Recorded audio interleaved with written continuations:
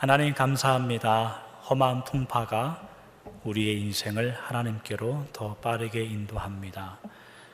인생의 물결이 하나님 앞에 가는 이 길을 도움이 되게 하고 더 간절하게 합니다. 하나님, 이 시간 찬송 드리며 간구한 우리 모든 영혼들, 또 특별히 시온 성가대 위에 하나님의 은혜를 더해 주시사 찬양의 가사의 고백처럼 날마다 불어오는 하나님의 은혜의 바람을 받아 누리는 우리가 되게 하여 주옵소서. 하나님, 이 시간에 저희가 말씀을 듣습니다. 하나님께서 찾아오시고 말씀하시고 이해시키시고 설득하실 때에 거부하지 않게 하시며 하나님을 더욱더 이해하여 그 믿음의 길을 살아가기에 충분한 말씀이 될 수 있도록 인도하여 주시옵소서. 거룩하신 예수님의 이름으로 기도하옵나이다. 아멘. 오늘 말씀은 창세기 25장 7절에서 11절까지의 말씀을 저희가 함께 보겠습니다. 창세기 25장 7절에서 11절까지의 말씀입니다.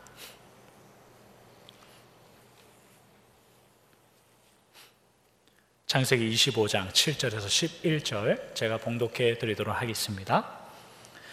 아브라함의 향년이 175세라. 그의 나이가 높고 늙어서 기운이 다하여 죽어 자기 열조에게로 돌아가매 그의 아들들인 이삭과 이스마엘이 그를 마므레 앞 헷족속 소알의 아들 에브론의 밭에 있는 막벨라 굴에 장사하였으니 이것은 아브라함이 헷족속에게서 산 밭이라.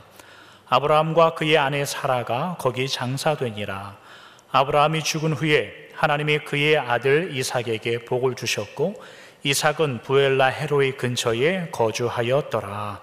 아멘. 오늘은 아브라함과 하나님의 나라 18번째의 말씀을 저희가 함께 나누도록 하겠습니다. 오늘 말씀으로 그동안 저희가 계속해서 살펴봤던 아브라함과 하나님의 나라의 말씀을 저희가 마무리하려고 합니다. 저희가 오늘 읽은 본문은 아브라함이 175세가 되어 돌아가셨다. 그리고 아내 사라가 묻혀있는 그 무덤이 함께 장사된다라는 내용이 기록된 본문입니다. 하나님이 아브라함을 처음 부르실 때 창세기 15장 15절 이런 데 보면 너는 장수하다가 평안히 조상에게로 돌아가겠다라고 주신 그 하나님의 말씀처럼 아브라함은 때가 되어 이제 돌아가시게 됩니다. 얼마나 사는 것이 장수하는 것이고 어떻게 죽는 것이 평안히 죽는 것인가는 우리는 다 알 수 없습니다. 그러나 다만 아브라함은 하나님께서 부르신 그 소명의 길을 열심히 달려가다가 인생을 마감하셨으니 그것이 장수이고 그것이 평안히 죽는 게 아닌가, 그런 생각을 합니다. 이런 의미에서 오늘 아브라함의 마지막 장면을 저희가 보자면 믿음의 조상으로 여겨지는, 믿음의 선조로 여겨지는 이 아브라함이 돌아가시는 이 마지막 장면이 그렇게 눈여겨볼 만한 대목이 없습니다.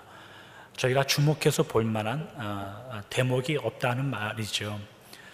이스라엘의 주요한 인물들, 구약 성경에 나오는 이스라엘의 주요한 인물들이나 주요한 사건들 이렇게 몇 가지를 살펴보면 이런 본문들이 굉장히 많죠. 하나님, 내가 죽을 병에 걸렸는데 이 병을 고쳐주십시오.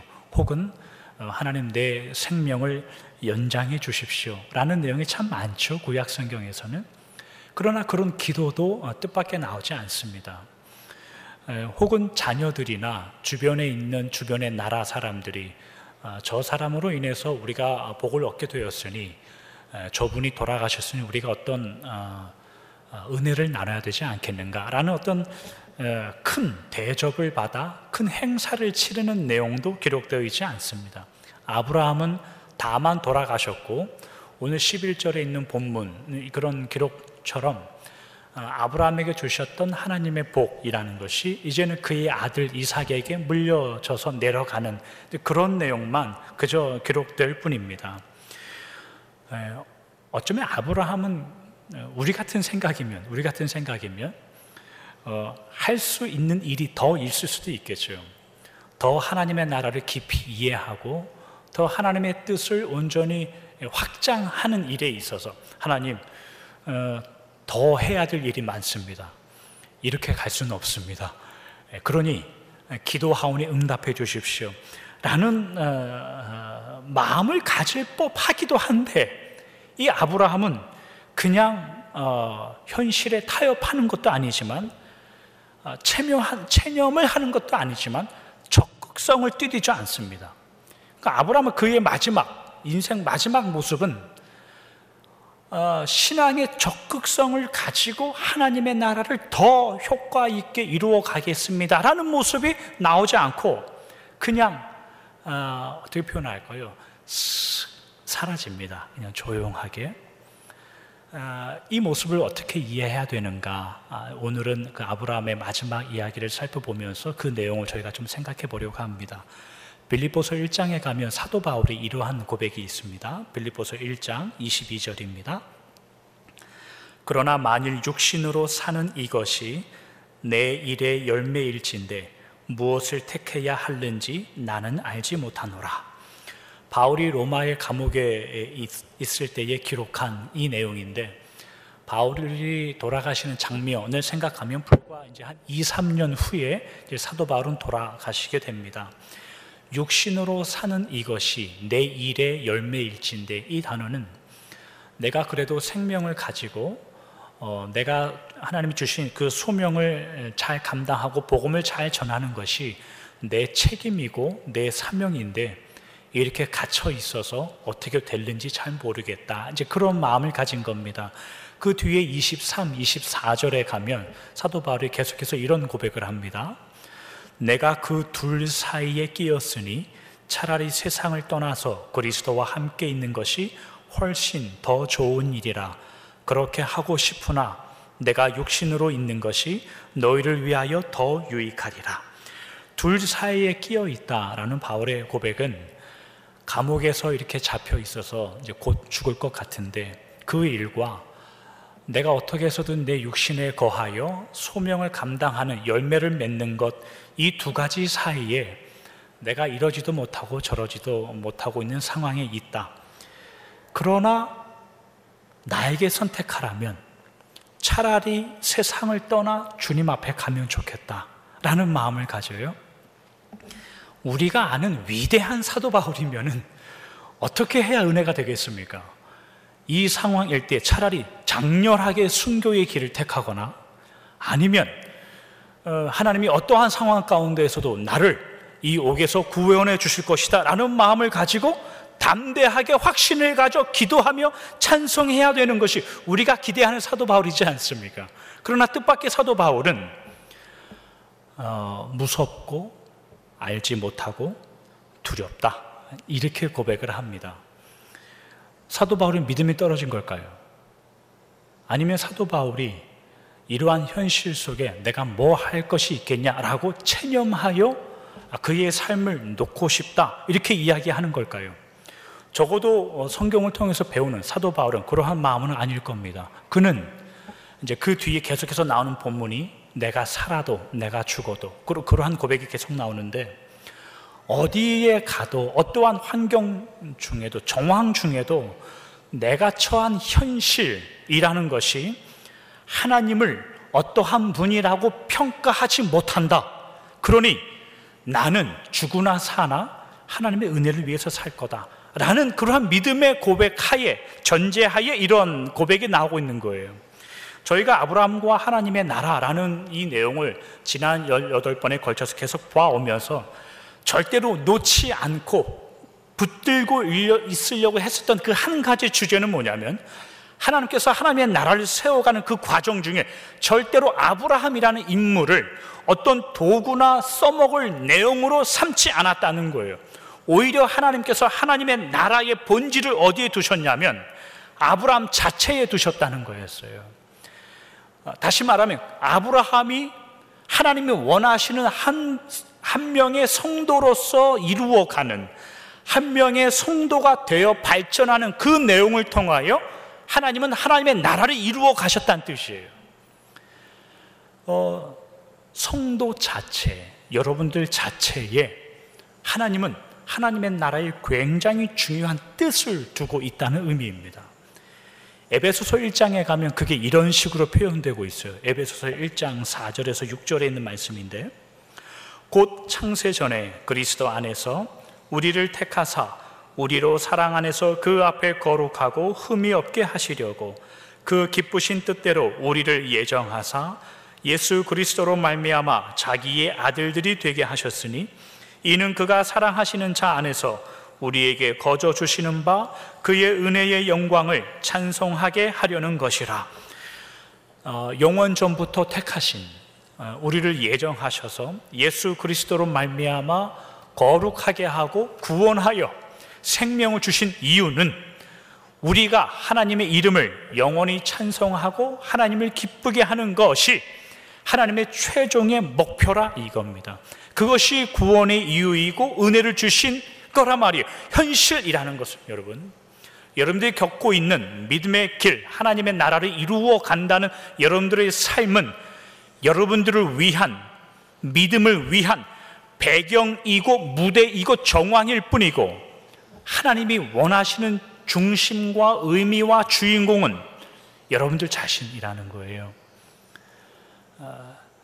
그래서 믿음을 산다라는 하나님의 나라는 여러분들이 누가 되느냐의 싸움이에요.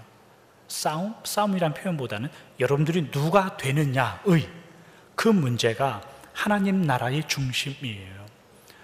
아브라함이 지금까지 그의 일평생 증명해 온 것은 그가 하나님의 나라의 기초를 맡은 자로서 그가 어떠한 존재가 되어가고 있느냐, 그 과정 속에 하나님이 당신의 일을 심겨두셨다 이 말입니다.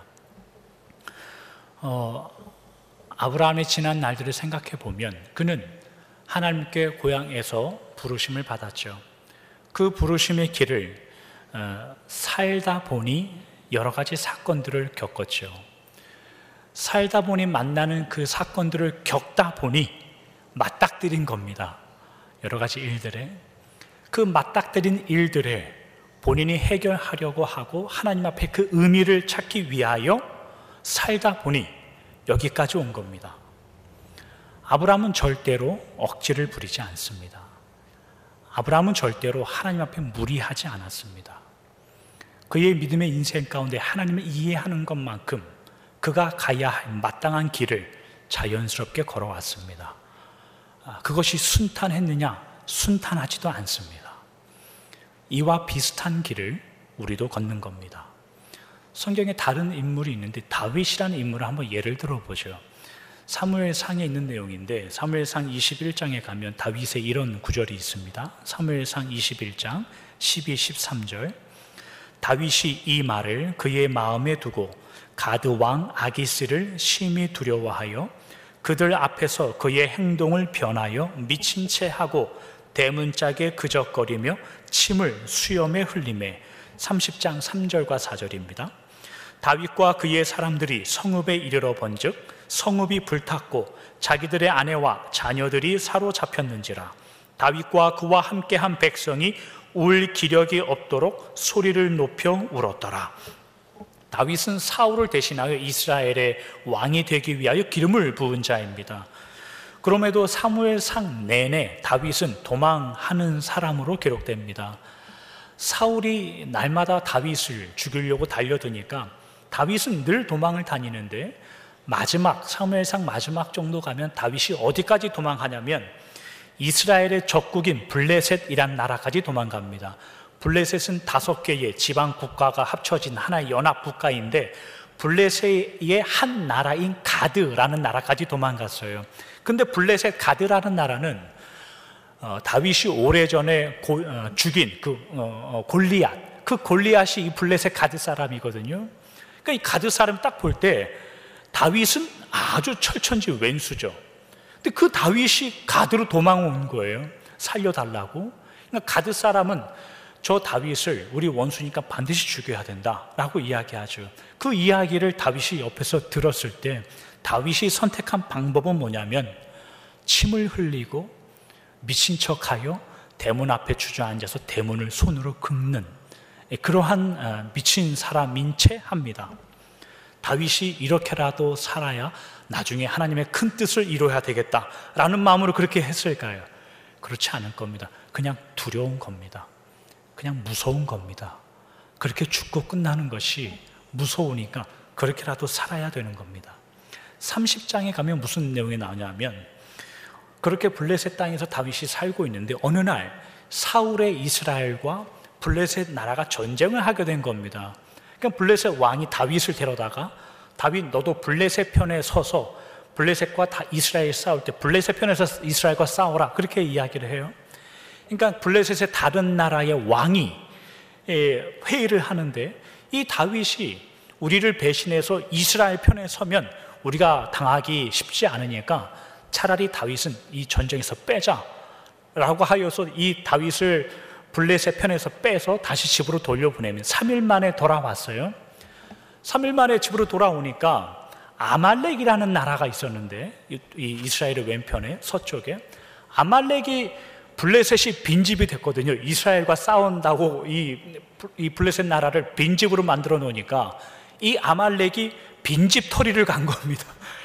그러니까 이 다윗이 3일 만에 돌아와 보니까 아말렉이라는 나라가 블레셋을 치는 바람에 자기의 아내와 처자들과 식솔들과 모든 재산이 다 뺏겨버린 거예요.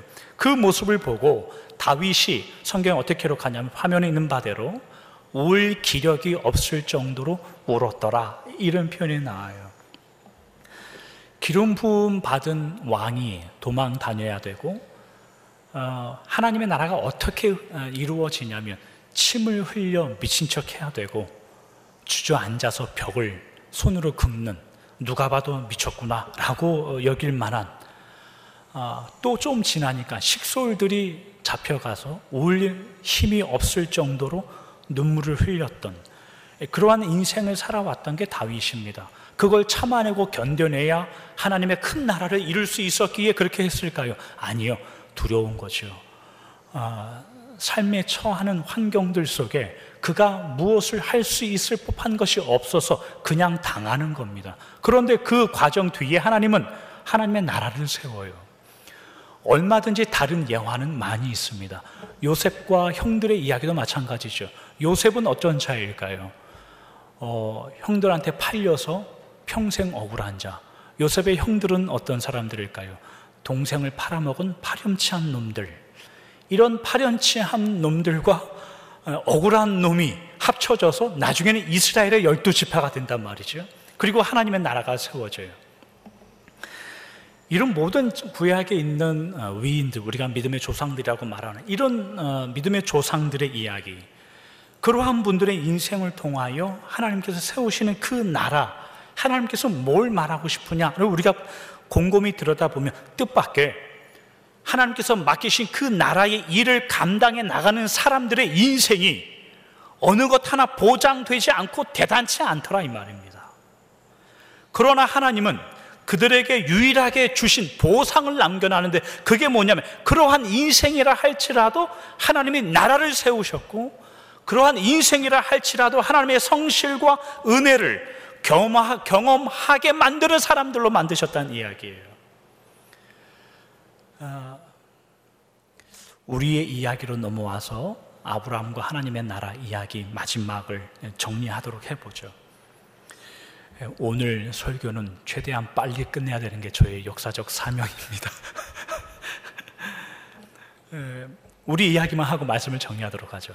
아브라함과 하나님의 나라를 우리는 지금까지 살펴보았습니다. 오랜 몇 개월 동안 아브라함처럼 다른 성경의 인물들처럼 우리 역시 하나님께서 부르셔서 그 부르신 길을 걸어왔을 뿐이고, 그 부르신 길을 걸어오다 보니 때로는 막다른 길이라고 여겼던 길을 만났을 수도 있고, 때로는 대로가 열렸었던 것처럼 느껴진 그런 여러 가지 일들을 만나고, 그 부르신 길을 살다 보니 상처도 나면서 살기도 하죠. 그냥 미친 척하고 대문을 긁고 침을 흘리면 편할 것 같은 인생을 살아보기도 합니다. 이러한 여러 가지 일들을 겪어오면서 아브라함처럼 우리가 겪는 여러 가지 그 마음들은 뭐냐면, 그렇게 살아와 봤는데 그렇게 대단하지 않다는 겁니다. 신앙생활 오래 하신 분들하고 대화해 보면 늘 하시는 말씀이, 공통적으로 하시는 말씀이 뭐냐면 대단하지 않다는, 내가 대단하지 않고 돌아와 보니 하나님의 은혜만 남더라. 그 이야기가 대부분이죠. 젊었을 때는 그게 믿음과 신앙이냐 큰 소리도 쳐보고, 내가 받은 그 은혜를 붙잡기 위해서 울며 불며 노력해 보기도 하고, 그러나 시간이 지나면 지날수록 느끼는 게 뭐냐면 이게 뭐냐라는 것도 이제 느끼게 되는 거죠. 그런 인생을 산단 말이죠. 그러나 그렇다고 할지라도 아브라함의 마지막 이런 장면들을 보면서 우리가 느끼는 여러분들이 잊지 말아야 될 것은 부끄럽지 않다는 겁니다. 성도의 길은 절대로 부끄럽지 않습니다. 왜냐하면 하나님께서 실수하지 않고 하나님이 실패하지 않을 것이라는 것을 우리가 믿기 때문이죠. 하나님께서 실수하지 않을 것을 알기 때문에 내가 걷고 있는 현재의 정황과 인생 속에서 절대로 하나님을 창피하지 않겠습니다 라는 고백이 나오셔야 됩니다. 그래야 하나님이 우리가 나중에 주 앞에 설 때 나도 너를 부끄러워하지 않겠다라는 말을 우리에게 할지도 모르죠. 예수를 믿어서, 하나님을 믿어서 세상 사람들이 겪지 않을, 세상 사람들이 늘만 겪는 고통을 면하게 해 주십시오 라는 기도를 하고 사십니까? 그럴 일은 없습니다. 그런 기도 별로 하지 마시기 바랍니다. 예수 믿는 게 뭐냐라고 말했을 때, 예수 믿고 구원받았으니 주님이 빨리 오시거나 나를 빨리 데려가시거나, 그러한 기도 한 번씩 다 해본 적 있지 않습니까? 치사한 겁니다. 그런 기도 하지 마시기 바랍니다. 하나님께서 하실 일이 있어서 여러분들 아직까지 사시는 겁니다. 하나님께서 여전히 여러분들을 통하여 드러내실 하나님의 나라의 일들이 있기 때문에 여러분들은 오늘도 아침에 일어나서 사시는 겁니다. 그러니 오늘 여기 계신 여러분들 은혜의 연속을 살고 계시는 거예요. 찬송에 가서 살아가는 이 모든 순간이 주님의 은혜임을 나누는, 그것이 여러분들의 고백이 되는 시간이 돌아올 겁니다. 그러니 어떠한 정황 가운데 있더라도 부끄러운 인생은 없습니다. 여러분, 혹시 침을 흘리고 계십니까? 혹시 벽을 긁고 계십니까? 괜찮습니다. 침을 흘리고 벽을 긁어도 됩니다. 고통스러워도 됩니다. 로마서 8장에 이런 성경에서 8장 37절에서 39절에 있는 말씀입니다. 이 모든 일에 우리를 사랑하시는 이로 말미암아 우리가 넉넉히 이기느니라. 내가 확신하는 사망이나 생명이나 천사들이나 권세자들이나 현재인이나 장래인이나 능력이나 높음이나 기쁨이나 다른 어떤 피조물이라도 우리를 우리 주 예수의 안에 있는 하나님의 사랑에서 끊을 수 없느니라. 여러분의 어떠한 하나님의 나라의 역사 위에 세워져 있음을 기억하시고 살길 바랍니다. 그러니 느닷없이 이상한 일이 가운데 일어나더라도 모양 빠지게 살지 마시기 바랍니다. 가오가 있지 않습니까? 외부로 나가는 이런 말씀 안 되는데, 모양 빠지지 마시고 하나님 더 사랑하여 의지하여 사시길 바랍니다. 아브라함으로 만들고 그의 인생을 통해 하나님의 나라의 기초를 세우신 하나님이 여러분들의 인생을 통해 하나님의 확고한 안석을 만들어 가시고, 그러니 돌아오는 한 주를 아브라함이 걸었던 그 길을 믿음으로 승리하여 걸어가시길 주님의 이름으로 축원합니다. 기도하겠습니다. 하나님 감사합니다. 저희가 지난 약 7개월 동안 아브라함과 하나님의 나라의 말씀을 나누었습니다. 하나님의 나라는 어떠한 일을 성취하고 완성하는 것보다 더 큰 우리를 하나님의 자녀로 만들고, 우리의 이해할 수 없고 이해할 수 없는 그 정황 가운데 있는 뜻을 통하여 우리를 만드시는 그 은혜 속에 하나님의 나라를 확장시킵니다. 하나님, 이것이 우리의 믿음이 되기를 원합니다. 우리의 신앙이 되기를 원합니다. 이것을 이해하야만 우리의 인생 중에 예수님의 이름과 하나님의 이름이 창시하지 않습니다. 역사하신다는 하나님의 말씀이, 세상 끝날까지 함께 하신다는 하나님의 말씀이 진실과 참이 됩니다. 주님 우리에게 믿음을 더하여 주시고 우리가 어느 길을 걸어갈지라도 우리를 통하여 이루실 그 하나님의 사랑과 사랑과 나라를 기억하여 살아가는 우리들의 믿음이 되게 믿음이 하여 되게 하여 주시옵소서. 주시옵소서. 거룩하신 예수님의 이름으로 기도하옵나이다. 아멘. 아멘. 찬송가 546장 이렇게 찬송하시면서 준비한 봉헌하겠습니다.